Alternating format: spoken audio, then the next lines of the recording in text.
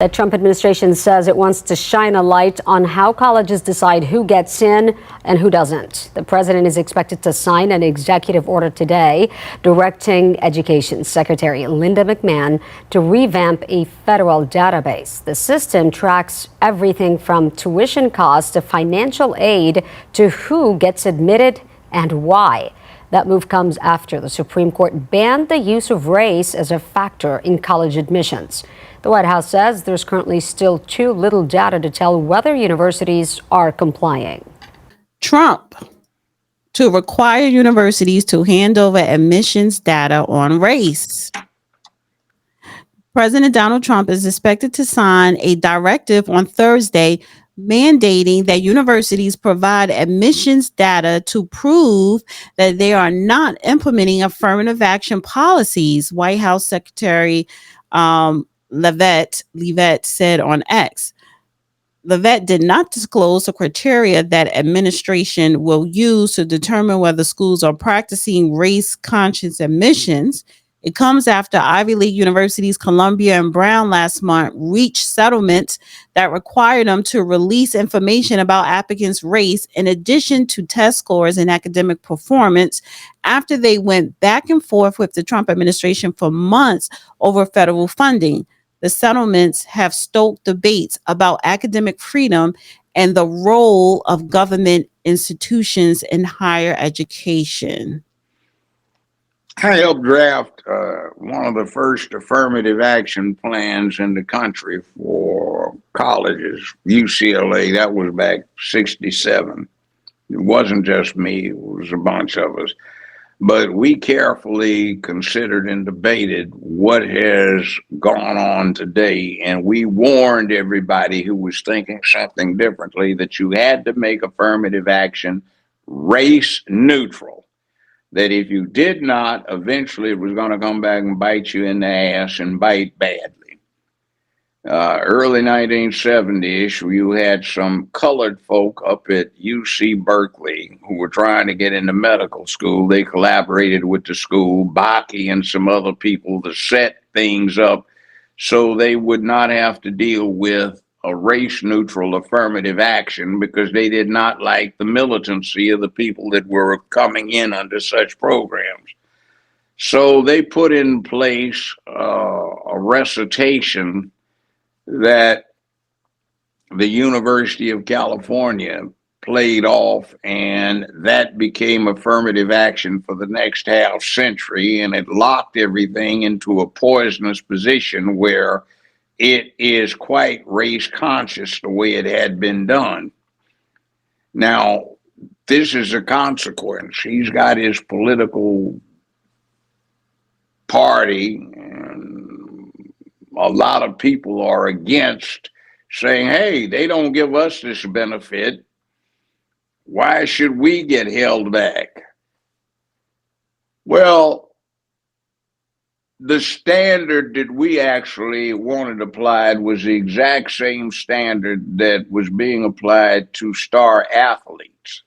The whole thing was because the student who is applying may be deficient in the grade point average and aptitude test assessment, you look at something that is above and beyond what ordinary students do, which is he plays in this sport, and it takes so much time to prepare for the sport and the changes you have to go through to be involved in the sport, that in consideration with the academic performance envelope, the whole big picture indicates that this guy is special.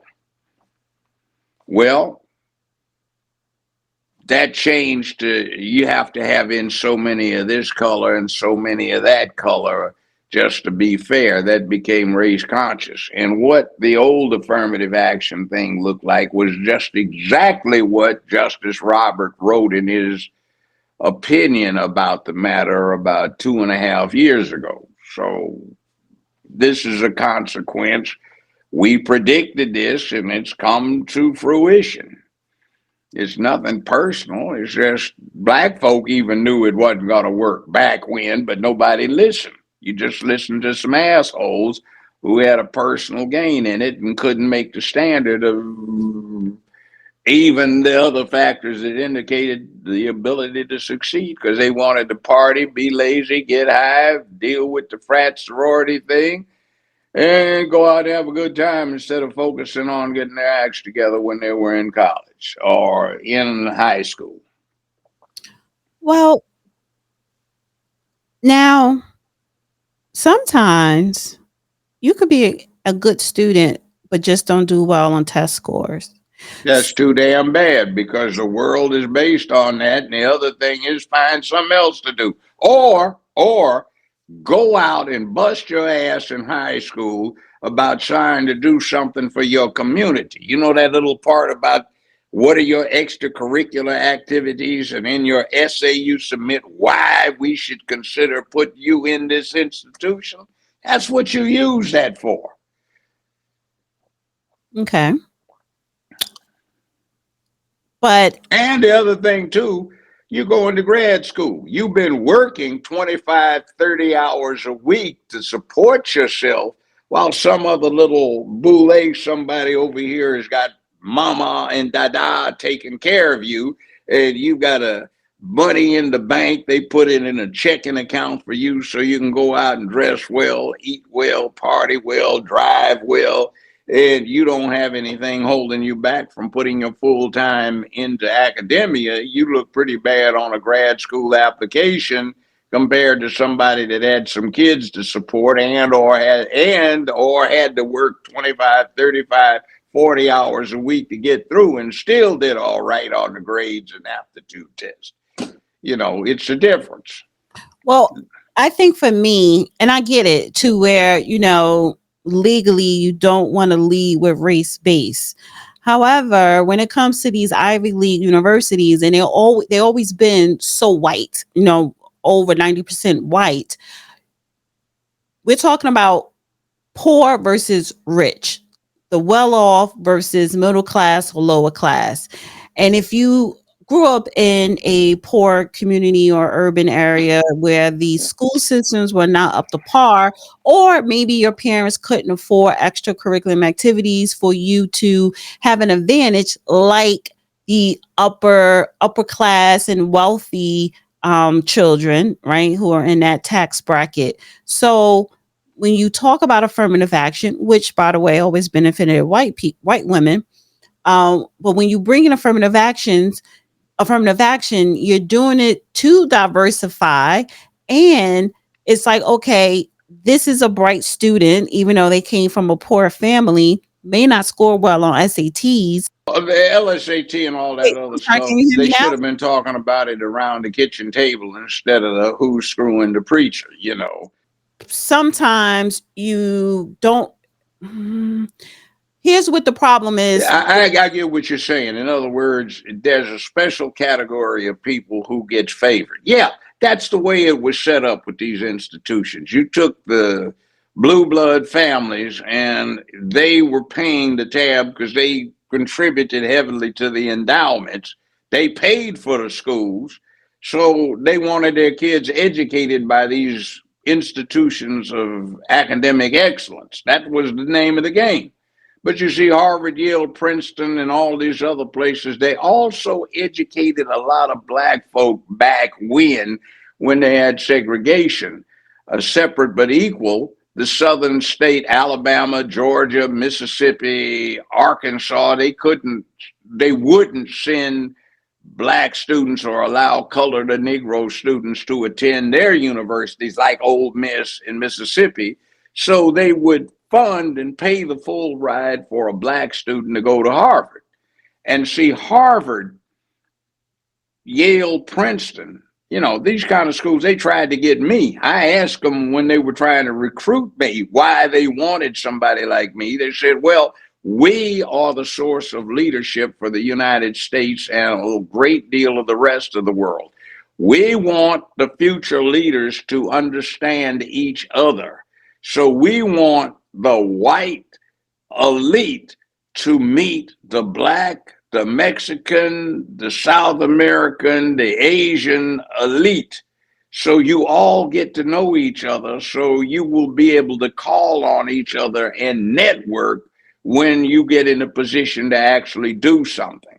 So they would recruit people from these particular off-brand channels as far as mainstream is concerned. That's why they have these concerns about affirmative action in the place. If you're going to be a white leader from a white family, you have to understand that there are black folk, brown folk, red folk in the United States as well. So you need to understand them. And the best way is to be exposed to them and go to school with them. And them needs to be able to understand the white folk so you can network. Now, see, that is interesting. I lectured, say, at Yale Law School during the 90s. And it was a special thing. They'd bring me in for a week and I'd talk to these students who you look at their resumes and their relatives or ancestors formed a law firm in 1819. So you're asking them, why do you want to deal with the subject of the representation of the impoverished defendant? What in the world? Your law firm charges millions of dollars in fees. And I gave them the first time this huge reading list. I had no expectation that anybody would read this. It was just for future reference later in life or your career. You could go back and look over it. I was absolutely astonished when everybody in this class had read this stuff.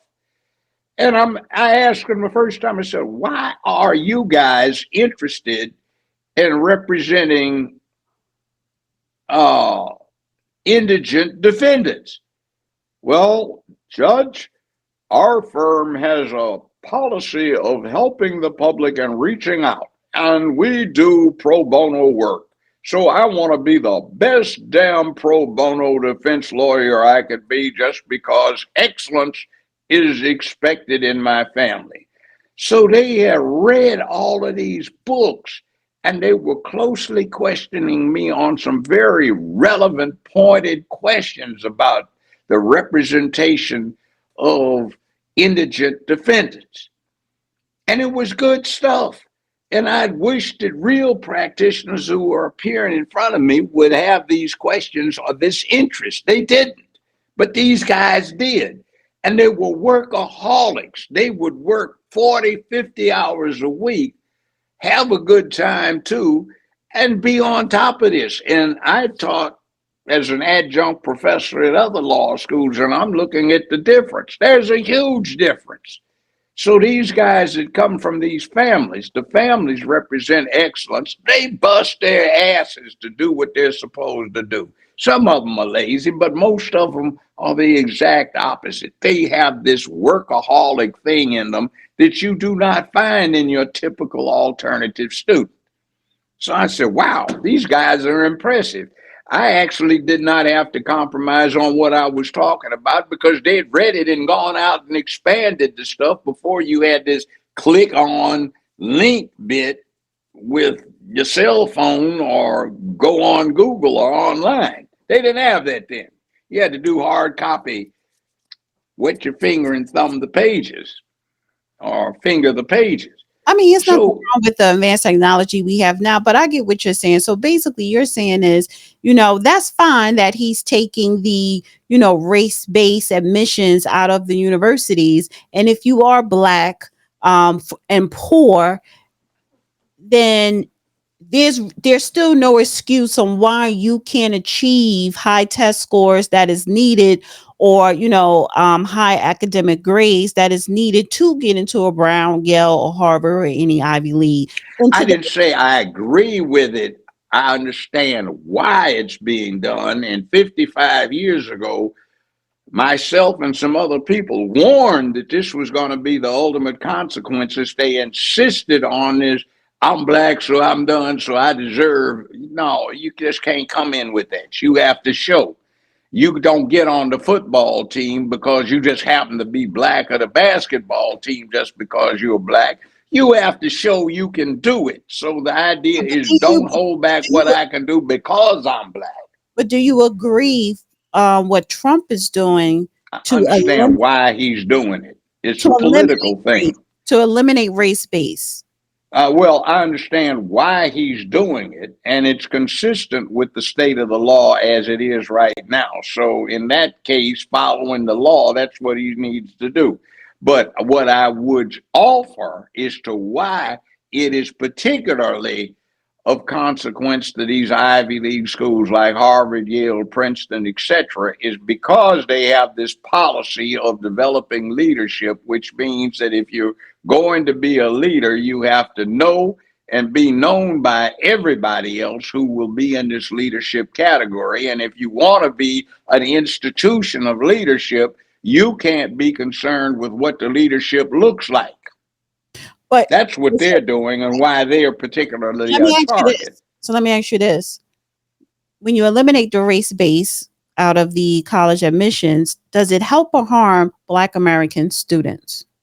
It can help, it can harm. It means you have to work harder. Some black students can get in through the front door. And it gets sometimes absurd with what they're doing with that.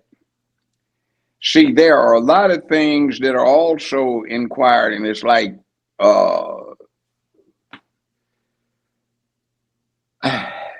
some of the stuff that is used on the front end looks like it's race neutral. It's really not.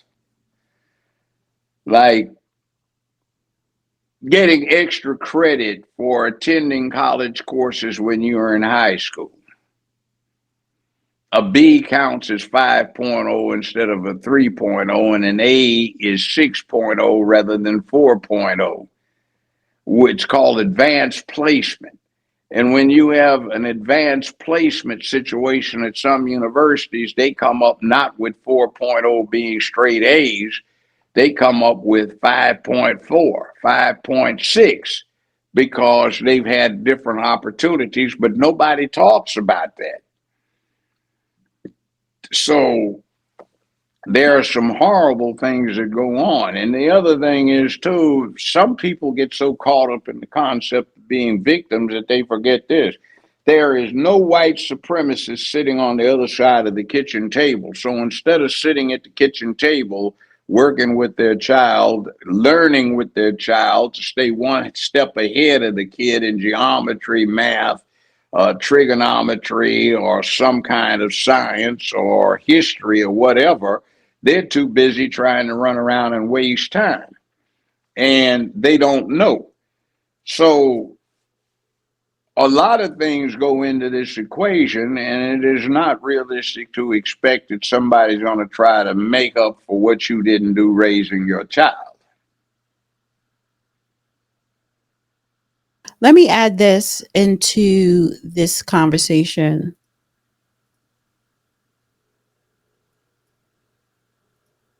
And You, then one other thing, people are talking about you don't need a college education. You can get vocational training, and AI is not going to replace the plumber and the carpenter, et cetera, et cetera. So what difference does it make? And then this jackass right here, I posted hold this on. Yeah, 5 years ago. yeah, hold on for a second. Um, you still need to know how to read and write and do math, whether you're doing a trade or not, or going to college. But I don't. Everyone, college is not for everyone. You could be very successful getting a trade and having a career in that said trade field. So, and also part a trade, yes, it's the plumbers, electricians, but also trade are the computer, what do you call it? Cyber computer engineers, because that is needed. With the increase of AI, we still need people to have certifications in cybersecurity. They're Yeah, hiring. but one thing you're not talking about, nobody ever mentions on social media. AI is one thing. When you put AI in a robot, you've got something entirely different. The robotic implementation of AI will replace a whole lot of these jobs that are vocationally oriented right now. So even if that is the case, there still is going to be a whole nother industry opening up where it does not require a college degree. Very few.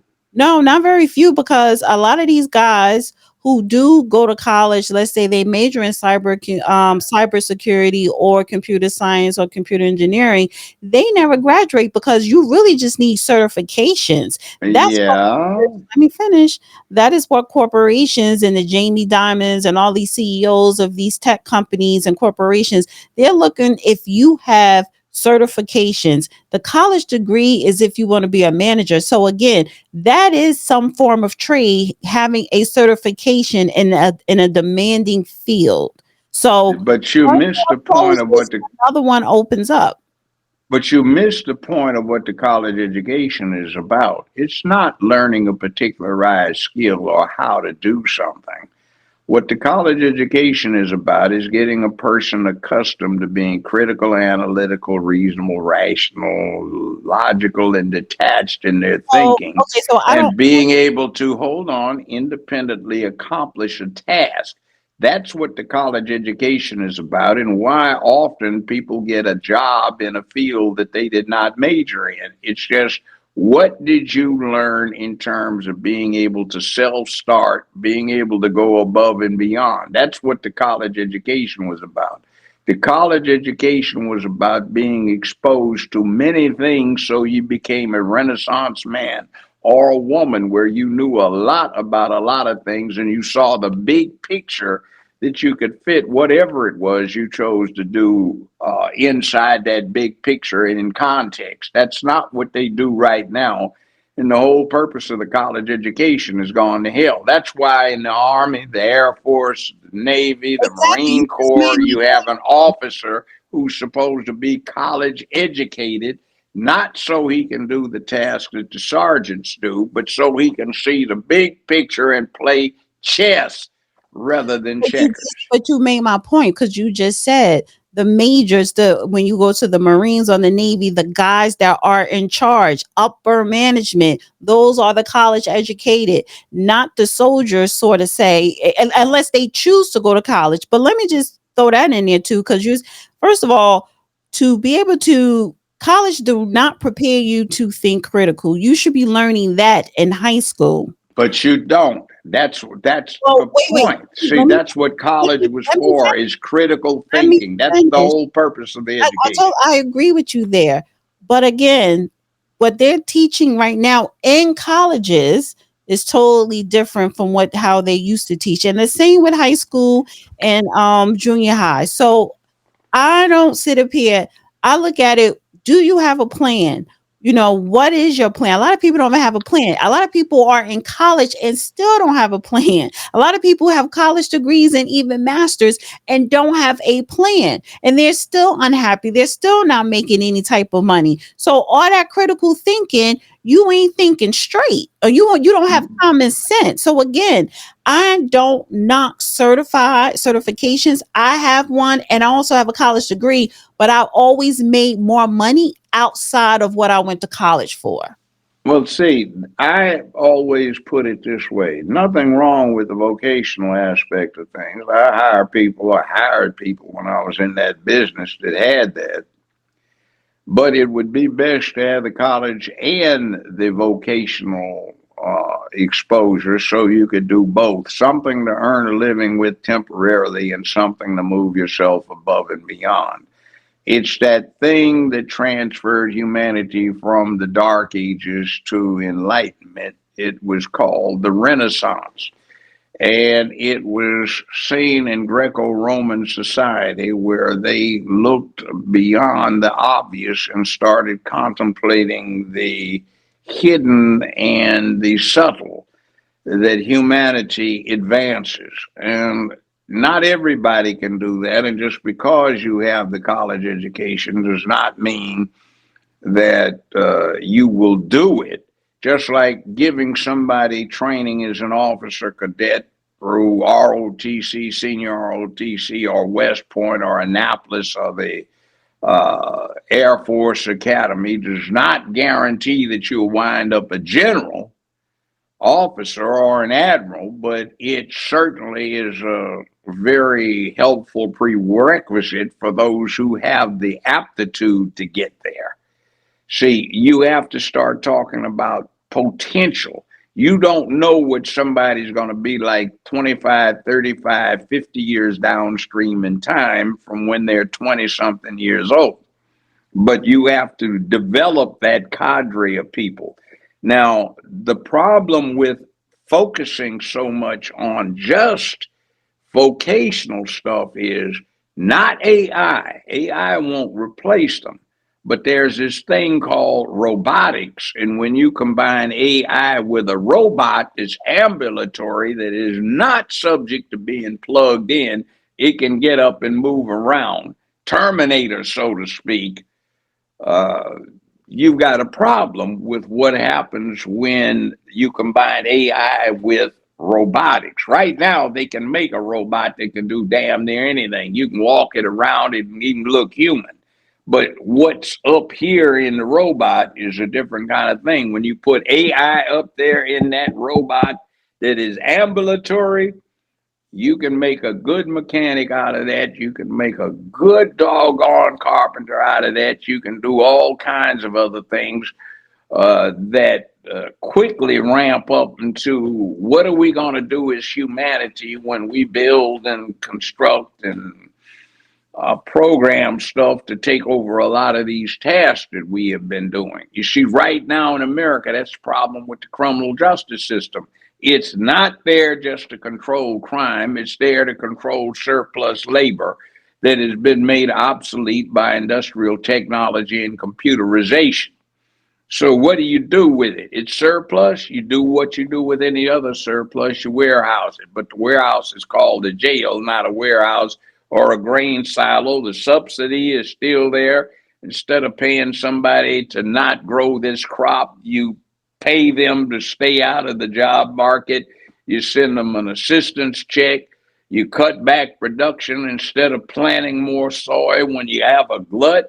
What you do is you don't plant people that can do stuff. You cut them a deal where they listen to too much hard rap. They ideate wrong, get knocked up too early, too often. They don't have vocational skills or educational academic foundation. They don't get jobs. They have the wrong way of looking at the world. They clown. They make where they live cesspools and islands of chaos. And they can't use the political process for collective self-help. And they wind up getting themselves in jail, and they whine about what got done wrong, and some kind of supremacy, took over from what they did. So they wait for somebody to help them out instead of doing self-help. So it's a vicious circle. And the way to break out of it is to maximize the potential to your community by encouraging, demanding, and driving the youth to explore and take advantage of these opportunities that will allow your community to advance as best as it is able to. So I want to get to this post here. You did post this 5 years ago. You said, this is accurate. Biden is deceitful scum. He's not a friend of FBA, which is Foundational Black Americans. Because and you were replying to this post, Joe Biden was 100% against ending school segregation by using desegregation busing. He then predicts that young Black leadership will side with him on the issue of keeping schools segregated. Joe Biden and the Democrats are trying to rewrite history. Don't let them. I want to play this clip here. There are going to be those who say it's a segregated thing. It's a question of race, and that you have set back the movement of desegregation of schools. How would you answer that? The way I answer that is I predict that the young Black leadership of America will overwhelmingly decide with me. I predict that in 1980 and 84, my position will be totally vindicated by the sociologist and by the civil rights advocate. I come from that side of the track. That's where I'm from. I was a defense lawyer. I handle civil rights cases. I sat in on Route 40. I mean, I'm not from the other side of this. And I happen to think that the one way to ensure that you set the civil rights movement in America further back is to continue to push busing, because it's a bankrupt policy. And that's why I think I'll be vindicated. You said on the Are going to be By the way, he didn't do any of those things he claimed. They busted him on it. He ran for president at one time in the 80s, and he had to withdraw because he got jacked up when it was discovered that he plagiarized and misrepresented his resume. But anyway, that's another thing. And there's more to it. This is the same person who was talking about black men are animals and they turn the streets into jungles. And Senator Byrd and Eastland and I are going to put them in zoos. I want that recording. I heard him. I was there. That was in 1972, right outside the state capitol in Dover, Delaware. It was a ramshackle building that had been built before the Revolution. It was basically somebody's mansion house taken over that wasn't very big, and the floors slanted. And we used to do this thing with marbles or balls and see who could call where the ball was going to wind up when it ran downhill toward the middle of the sagging floor. Okay. I think that's it. Anyway, That's it. Addie's not wrong. I guess he knows his Negroes, but he's about 40 years too early on that. It looks like a lot of the so-called woke folk are going back to the glories of segregation and how much black wealth was there and all of that. Well, it was concentrated, but it's one thing when you concentrate it. It's another when somebody does it, whether you like it or not. And if you want to see what it was really like, next time you go to a park where it says all dogs must be on a leash or no dogs allowed, that's what it was for black folk or Negroes or the colored. No Negroes allowed, or the Negroes must effectively be on the leash, or must be, I'd seen signs that would say, any Negroes present must be accompanied by a responsible white person. In other words, somebody you work for. Mm-hmm. They don't get that part. They just are bankrupt in their own preparation and presentation. So they look at this, oh, we had something going then. Yeah, that's kind of like you were a well-trained dog on a leash, a domestic animal. That's not pretty. Yeah.